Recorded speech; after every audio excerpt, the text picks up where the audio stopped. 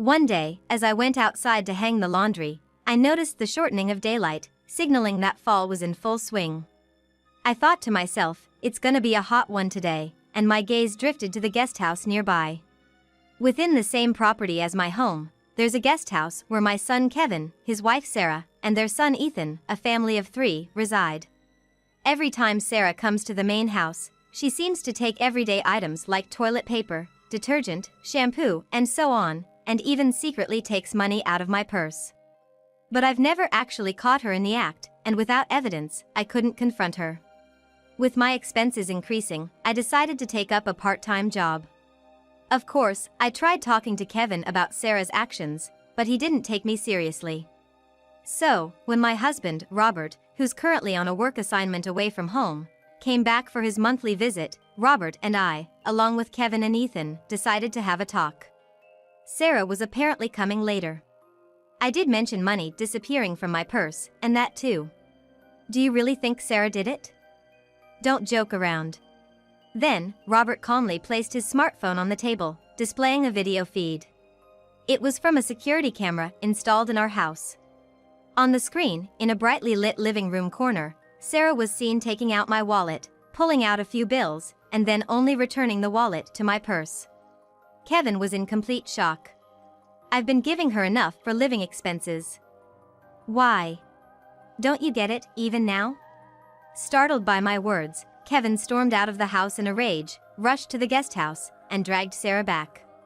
When shown the video, Sarah's face turned ashen. My name is Rachel Smith, a 60-year-old housewife. My husband, Robert, is away on a work assignment and only comes home about once a month.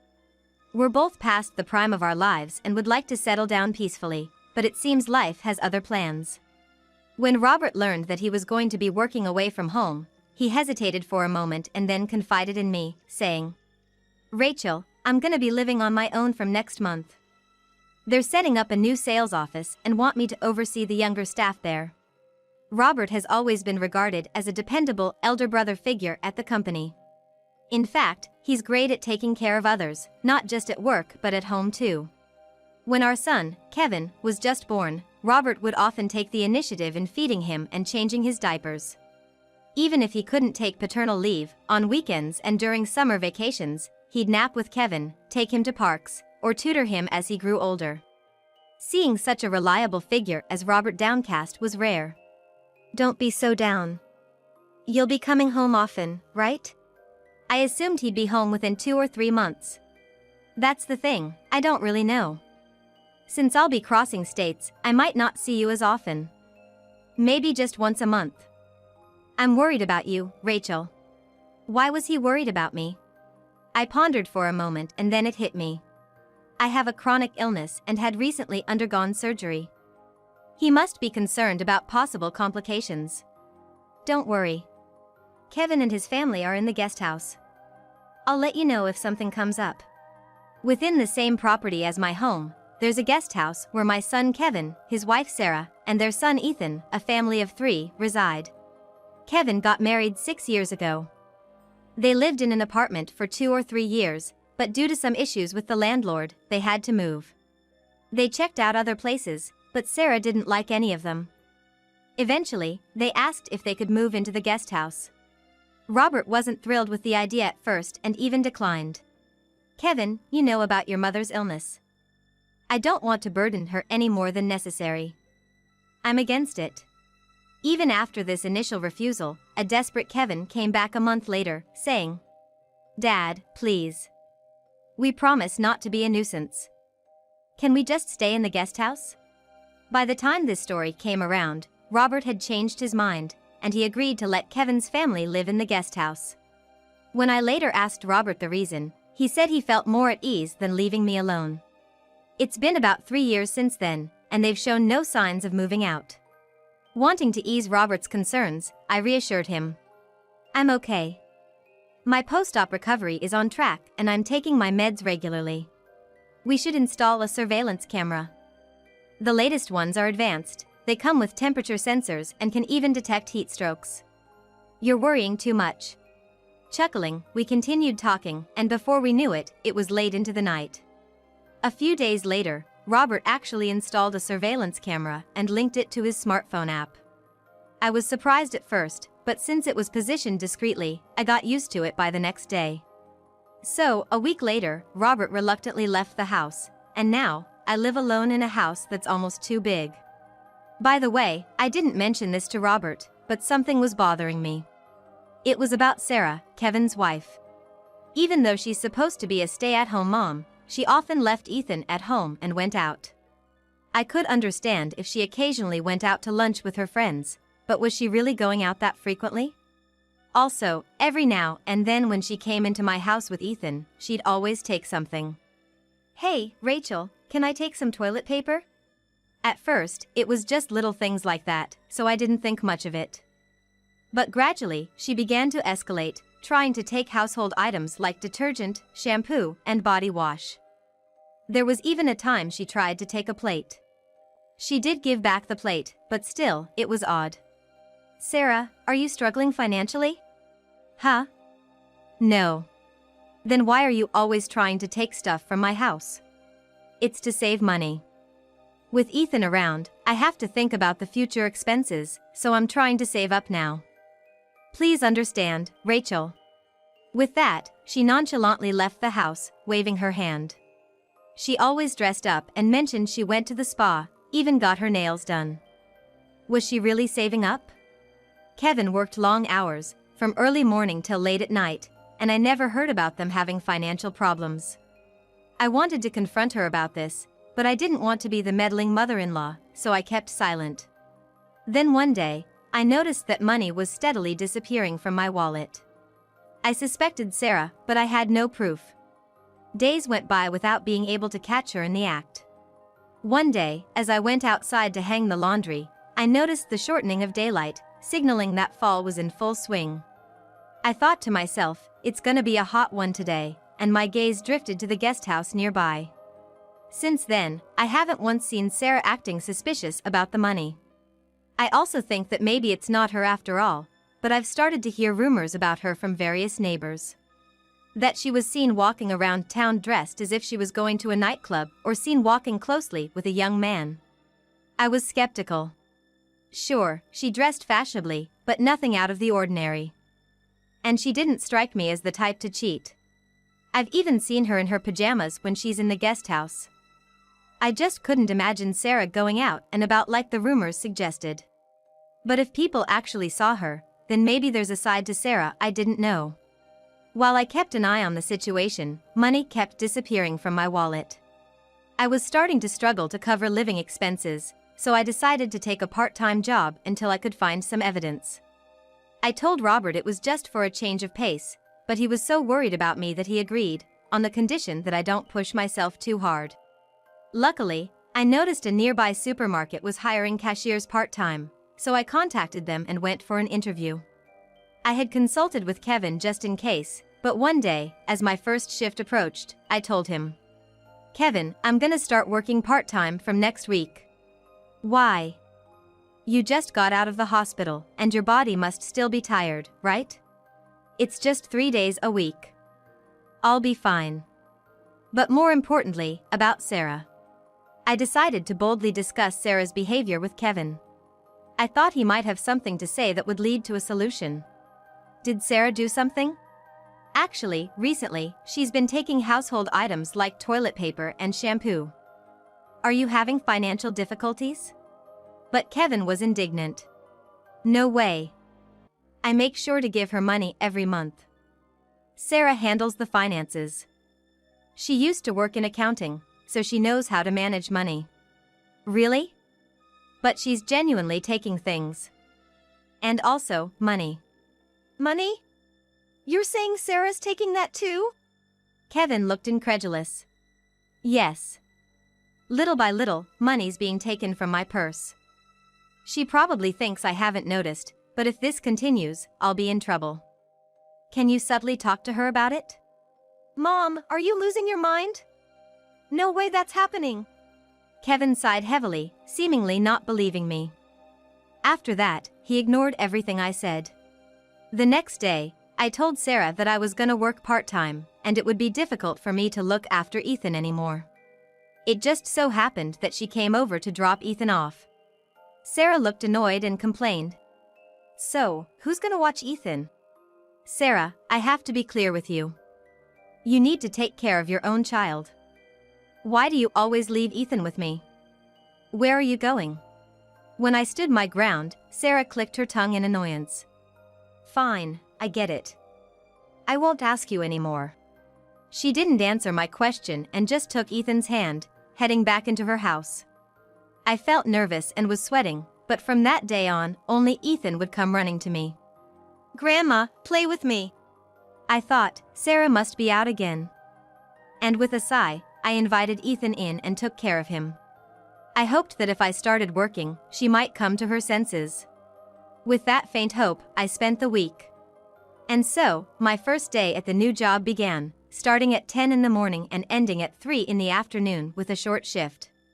Having been a full-time homemaker for a long time, going back to work made me nervous. Even though it's just called a cashier, there's a lot to do and a lot to remember. I held my notepad and pen tight, getting lessons from a young woman at the cash register. She was a young woman in her 20s, way more confident than me. She swiftly explained things like loyalty cards and the self-checkout process, but it made my head spin. Shining on her chest, alongside her name tag, was a golden badge that read Customer Service Master, and her example of how to use the register was impressive. I gotta remember this. I kept reminding myself as I headed home, reaching my front gate. As I rummaged through my purse looking for my house keys, I noticed Ethan standing in front of the house. Wondering what he was doing there, I quietly approached him. Before I realized it, all my earlier thoughts were forgotten and I called out. "Ethan? What are you doing here?" Upon hearing his name, Ethan looked up. Tears filled his eyes, and he was sobbing, his nose running. Surprised, I quickly pulled out some tissues from my purse and wiped away Ethan's tears and runny nose. "What happened? Did something sad happen?" Listening to him, it seemed Ethan had been waiting for me to come out of the house all day. But when I didn't, he had asked his mom, Sarah, who told him that Grandma went to work and wasn't home, leaving him deeply upset. Why did Grandma leave? Is it because of my job that I can't play with Grandma anymore? Sniffling, Ethan struggled to say this. Job? What job do you have, Ethan? When I asked, Ethan replied this, handing me a piece of paper. As I unfolded the small, quadruple-folded note, it read in Sarah's handwriting, Ethan's job. Transfer money from Grandma's wallet to Mom's wallet once a day. I was taken aback by these instructions. What? I looked back and forth between the note and Ethan's face, asking in a shaky voice. Ethan, did your mom tell you to do this? Ethan casually replied, yeah. Mom said it's my job. She gave me this note and told me to do it properly. Trying to hide my shock, I quickly invited Ethan inside and gave him some juice. He drank it thirstily, but I was in disbelief. I couldn't believe that Sarah would ask such a young child to take money like that. Can this really be happening? I have no evidence. When on earth did this start? I've been watching Ethan all along, and there aren't many chances for a 5-year-old to look away. Even though we're together from morning to night, how on earth was he taking money out of my purse? Suddenly, a thought struck me. That night, I called Robert and explained the situation. Yeah, I get it. I'm not suspecting Ethan, but I'll go back and check the security camera footage. Robert, without a hint of doubt, listened to my story and said that. 3 days passed, and I got a call from Robert. Hello, Rachel? I've found something terrible. What? My heart raced. It seemed that Ethan was the culprit, but more shocking was seeing Sarah instructing Ethan on how to steal money from the purse. I hadn't told her about the security camera, but still, stealing someone's money in broad daylight is crazy. I was thinking of coming over this weekend. This is wrong. We're gonna talk to Kevin and Sarah. Yes, we should. I felt heavy-hearted, but now that I knew about this, we had to confront it. The days leading up to the weekend were gloomy, but when I went to my part-time job, I would forget about it by focusing on my tasks. That was a relief. The weekend arrived, and though the weather forecast had predicted a hurricane, it veered off to the west, so our area was sunny. However, despite the clear sky, there was a storm brewing inside the house. Robert took a train 2 hours earlier than usual to discuss the matter and came home. Though he looked a bit tired, I sensed determination in him and had a gut feeling that today would be tumultuous. Upon arriving, Robert headed to the guest house and told Kevin and Sarah to come to the main house immediately. However, only Kevin and Ethan arrived. Across the living room table, Robert and I sat facing Kevin and Ethan. "Kevin, where's Sarah?" "I told her to come too, didn't I?" She said she'll come later." Perhaps because of the tense atmosphere, Kevin's response was hesitant. As if mocking him, the ice in the glass beside him clinked. I wanted to talk to her, actually, especially her. "Well, it's okay. Apparently, Sarah has been taking things from this house quite often." Kevin looked surprised. "Mom mentioned that before. But it wasn't that often or that much, right? And Sarah said she got them from you." "She says she got them, but I didn't just give them to her. She said that she wanted to save money for Ethan's future and she forcefully took them." "Eh? That's impossible." "And I did mention money disappearing from my purse, and that too." "You can't be serious. Are you telling me Sarah's been acting like a thief? Don't kid around like that." Then, Robert calmly placed his smartphone on the table, displaying a video feed. "It's no joke. I have evidence here that Sarah instructed Ethan to steal money. And it's all recorded here, how Ethan takes money from your mom's wallet every day." Kevin was in shock watching the footage. On the screen, in a well-lit corner of the living room, Sarah rummaged through a bag, found a wallet, took several bills from it, and then only put the wallet back in the bag. She showed the taken bills to Ethan, who was nearby, and bent down to instruct him on something. Though the conversation was fragmented, the message was clear: "This is what money is, take this much from Grandma's purse." Ethan nodded firmly in understanding and was embraced tightly by his mother. Watching this, Kevin was lost for words, staring intently at Robert's smartphone screen. "This is footage from a monitoring camera I set up because I was worried about your mom's health. I never imagined it would capture something like this." There are also videos of Ethan taking money from the wallet. Robert played another video on his smartphone. I didn't know when Ethan had taken the money, but this video made it clear. "When I got up to take my prescription medication, Ethan quickly rifled through my bag and swiftly took money from the wallet. The medication schedule was regular, so even young Ethan could easily get the timing right." "I trusted her. I can't believe this. Using an innocent child for such nefarious deeds is despicable. You should be ashamed." Robert, who usually doesn't get mad, said this with a voice full of anger. Kevin flinched at the harshness of it, and Ethan was bewildered by the outburst. "But I've been giving enough for living expenses, so why? Why did you do this, Ethan?" Ethan hesitated before answering. "Mom says her job is to give money to some man and that's why she doesn't have enough." "Some man?" "Yeah. Mom always gets dressed up and goes somewhere, but I'm not allowed to come. So, I stay home with Grandma." Kevin looked at Ethan in disbelief. His face seemed to say, "I don't understand. Could she be having an affair? Don't you get it even after all this?" Startled by my words, Kevin stormed out of the house in a fit of rage, and moments later, he dragged Sarah back in. "Hey, that hurts. Let me go," Sarah shouted, and Ethan, not understanding what was happening, looked on the verge of tears watching Kevin. "Sarah, what the heck is going on? Explain this to me. Why did you steal money from Mom's purse even though I've been providing enough for our living expenses? And you even got Ethan involved?" Sarah, taken aback, looked at Kevin with wide eyes. Her darting eyes practically screamed, "How did you find out? What are you talking about? Do you have any proof that I did something like that?" Sarah spoke as if certain there couldn't be any evidence. However, Kevin showed her the smartphone on the table, which belonged to Robert. "This is the proof. You got Ethan involved, didn't you? Where were you going when you left Ethan behind during the day? Were you having an affair?" Sarah's face turned pale as she looked at the screen.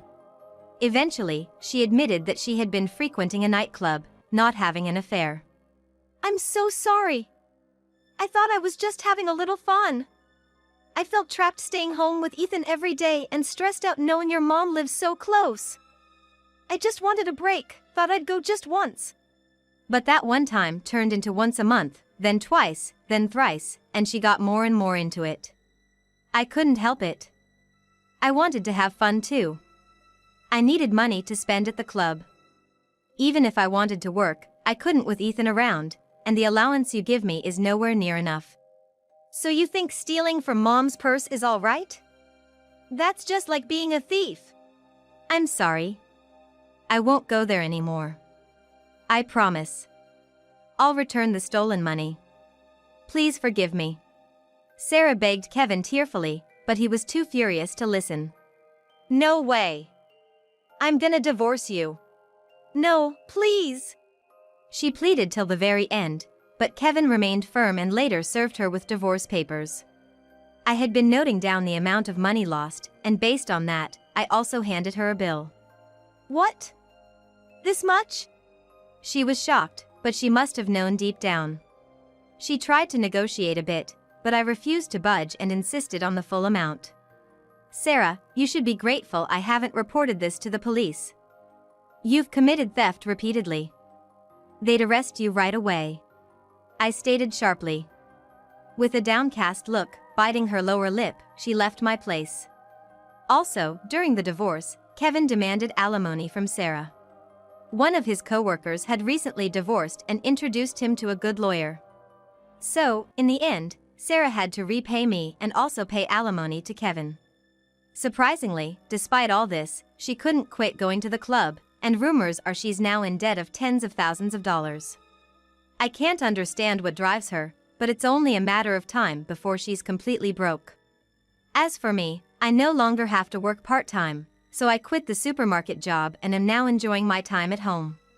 No one lives in the adjacent house anymore, but Kevin and Ethan moved to the main house's second floor. Kevin got custody of Ethan and is now taking care of him. While Kevin is at work during the day, my routine of watching over Ethan hasn't changed. However, I no longer have to worry about being charged money. Ethan will be of age to start kindergarten next year. I wonder if Kevin has already done the registration. I'll have to ask to find out. I muttered to myself as I was making pancakes for lunch. Just then, Robert came home. Yes, today marks the end of his long business trip, and he's finally back. I hadn't seen Robert in a few weeks since that day, but he seemed particularly bright and entered the living room with a cheerful look. "I'm home." "Oh, welcome back. Lunch is just about ready." "Grandpa, welcome home. From now on, life will begin for the four of us, Robert, Kevin, Ethan, and me. Such a peaceful life truly feels like a blessing." The heat of late summer continues, but the season is shifting towards fall. Robert says, maybe we should go on a picnic during the next long weekend. He's always so eager to play with the kids. I chuckled, thinking he should act his age a bit, as I began to cook some more pancakes for him.